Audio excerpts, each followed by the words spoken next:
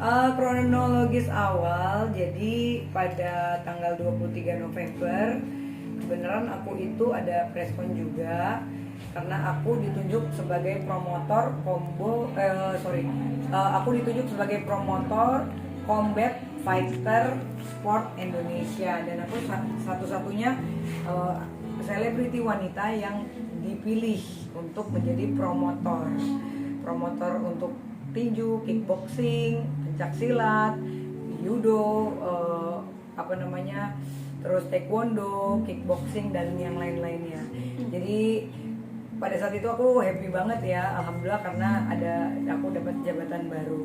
Tiba-tiba pada saat habis preskon itu jam 4, karena aku masih banyak meeting dengan klien juga, jadi aku baru keluar dari Kopi Group yang bertepatan di Tebet. Itu sekitar jam 12:30 malam. Nah, ketika aku jalan ke mobil, padahal aku parkir mungkin cuma 50 meter di samping kafe, ya kan. Tahu-tahu aku ngelihat kaca mobilku ini sudah pecah di bagian belakang sebelah kiri gitu. Tadinya aku kayak mimpi, karena ya bukan apa, mobilku kan mobil Eropa ya, dimana kalau ya kacanya tebel gitu kan. Tapi mungkin kan zaman sekarang mau mobil apa juga ya emang udah canggih-canggih kan malik-maliknya kan, jadi ya kayak apapun pasti hancur gitu.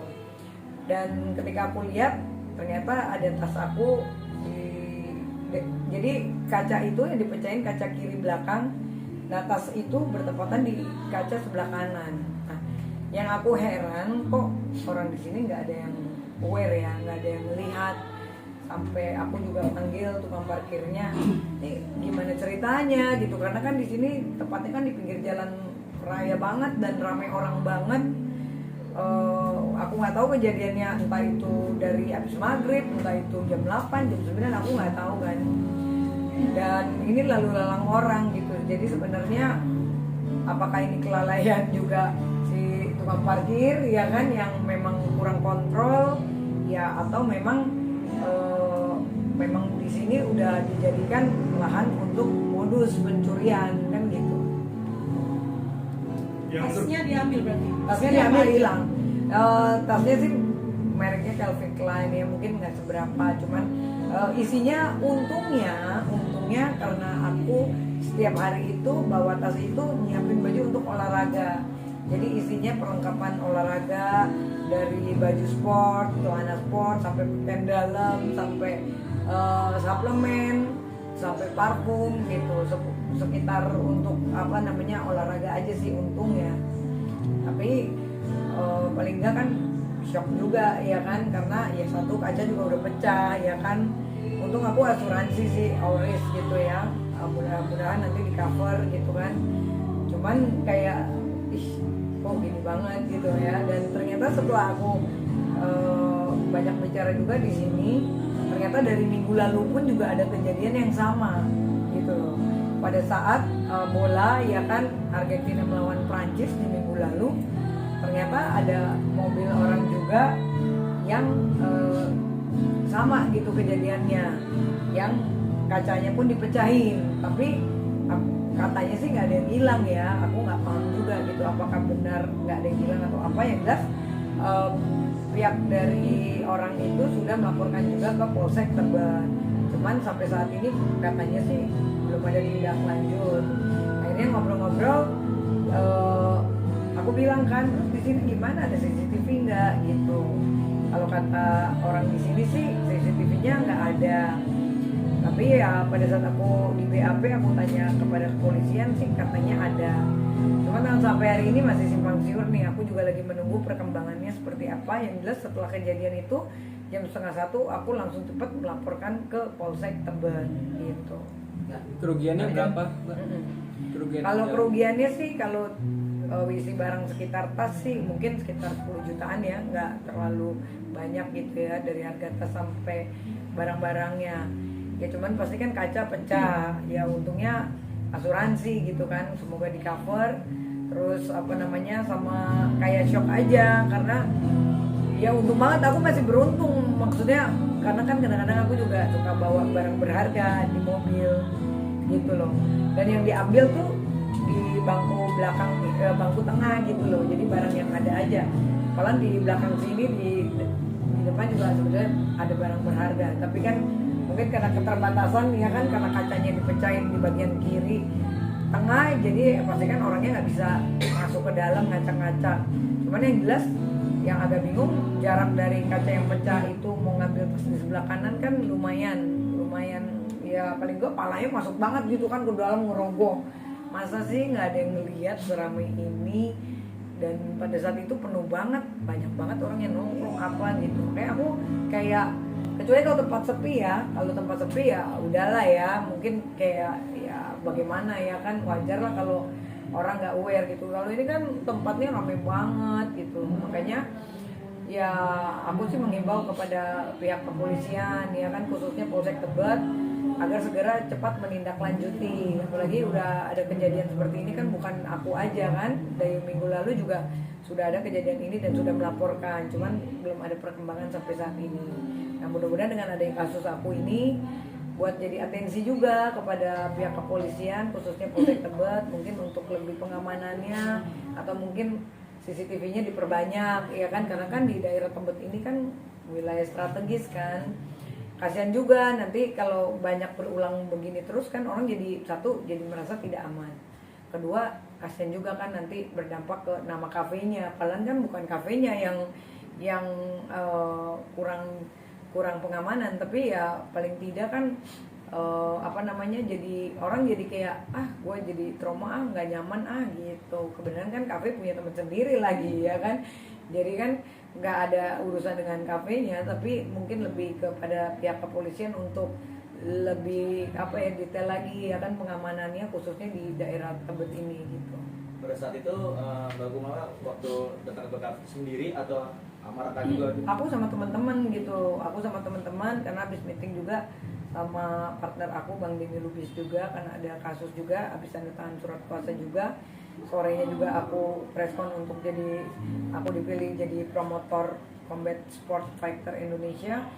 Jadi ya pada saat itu posisi kita lagi rame-rame pas pulang gitu loh, makanya shock sih, lebih tepatnya ke shock ya. Mungkin kalau kerugian ya udah pasti rugi, tapi ya udahlah gitu kan. Kayak kemarin juga kalau aku juga apa kabarnya, sampai saat ini juga dari Polsek Lapangan Banteng juga masih SP2HP aja gitu kan, masih belum ada kejelasan sampai saat ini. Pelan aku dimalingnya udah beberapa bulan yang lalu, ya udah aja gitu kan. Nah semoga ini juga jangan seperti itu lagi gitu kan, apalagi kita juga public figure gitu kan, dan ini juga baru ada kejadian seperti ini minggu lalu gitu. Jadi harus lebih cepat sih, lebih diatensikan lagi gitu loh. Keterangan dari pihak parkirnya gimana?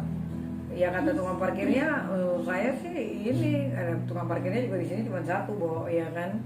Saya sih nggak dengar katanya gitu kan. Sampai aku juga sempat agak kecewa ya. Aku agak, kenapa sih Pak, masa Bapak nggak dengar gitu loh.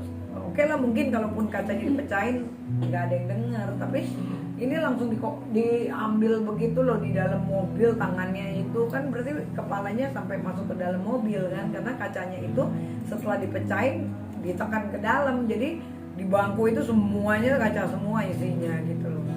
Masa sih sampai segitunya gitu. Makanya ya aku bilang next time Bapak lebih kontrol lagi dong.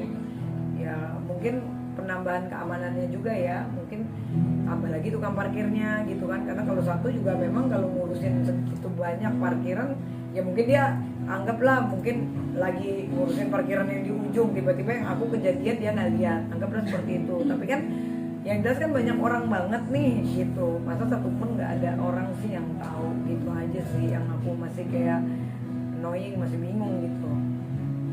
Itu kejadiannya jam berapa tepatnya? Aku nggak tahu kejadiannya jam berapa, karena mobilku dari jam 4 sore sudah parkir di situ. Aku baru keluar jam 12:30. Iya, dari kafe itu. Jadi aku nggak tahu apakah ini jam 5, jam 6, jam 7, jam 8. Aku pun tidak tahu, bingung makanya. Tapi di sini ada. Tahunya itu dari siapa? Aku tahunya karena aku pas pulang, aku baru baliknya kan 12:30. Pas mau pulang. Iya, mobil itu benar. Baru aku tahu kan gitu. Alarmnya nggak nyala ya? Nah itu dia, aku nggak paham ya, kok bisa alarm Mercy-nya nggak nyala. Ya mungkin ya nggak ngerti ya, soalnya gue juga nggak pernah nyolong sih ya. Maksudnya mungkin kalau kacanya yang dipecahin dengan caranya mereka itu mungkin karena nggak bunyi ya alarm juga nggak bunyi, Bo. Mungkin kalau diketok kenceng ya itu kan metode zaman dulu ya kan. Kalau zaman sekarang kan rampok sekarang udah canggih-canggih kan, ya kan. Udah yang touch untouchable ya kan, tahu-taunya hilang aja barang gitu. Tapi kira-kira Trauma karena ini kan pertama kali, maksudnya gini, aku waktu kalungku dijambret itu aja udah trauma banget, sampai aku jadi circleku aku kecilin kan gitu, kayak yang aduh, padahal dia yang nyuruh gua parkir di situ, dia nggak nganterin gua balik di depan mobil gue ya kan, baru turun dari mobil dia berapa detik, tahu-tahu dari lawan arah cowok ngedeketin aku udah sampai giniin tas aku, tahu-taunya. Dan aku itu kan waktu itu kalungku besar itu kan aku nggak pakai baju yang terlalu terbuka gitu kan, tapi kok itu yang diambil, jadi kan memang udah berencana, tapi sampai saat ini kan udah laporan juga ya nothing gitu loh. ini mau nuntut apa pertanggungjawabannya mungkin ke siapa gitu? Ya paling tidak aku mengimbau kepada Polsek Tebet, karena kan laporannya kan memang TKP-nya kan nggak jauh dari Polsek Tebet ya kan. Dan pada saat itu juga udah subuh kan, mungkin kalau aku mau ke Polres juga udah nggak kepikiran lah ya, namanya kita lagi shock, ya udahlah ada Polsek ya Polsek ya kan, mudah-mudahan Kapolseknya juga bisa langsung cepat ya kan untuk menginstruksikan agar jangan sampai terjadi lagi hal ini dan mungkin lebih cepat lagi untuk mencari pelakunya kan gitu. Karena kasihan juga kalau yang minggu lalu juga udah kena, minggu ini aku yang kena, kita nggak tahu lagi kan minggu depan siapa lagi yang kena. Waduh gimana ini kan gitu kan, merugikan orang banyak gitu.